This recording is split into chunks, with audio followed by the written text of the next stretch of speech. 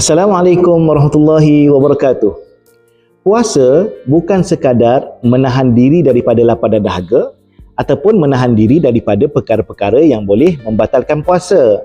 Sebagai seorang yang berwawasan jauh, kita mahu puasa yang terbaik, puasa yang lebih daripada sekadar berlapar di siang hari. Macam mana caranya?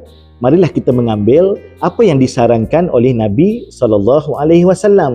Sebagai contoh, dalam keadaan kita berpuasa, kita meninggalkan percakapan yang sia-sia. Kita meninggalkan percakapan yang menipu.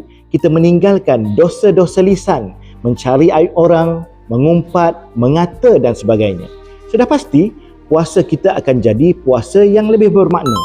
Kita kena tahu bahawa puasa ini sangat istimewa. Allah sendiri menyebut dalam satu hadis qudsi bahawa puasa itu untuk Allah Subhanahu Wa Taala dan Allah sahaja akan memberi pahala bagi orang yang berpuasa.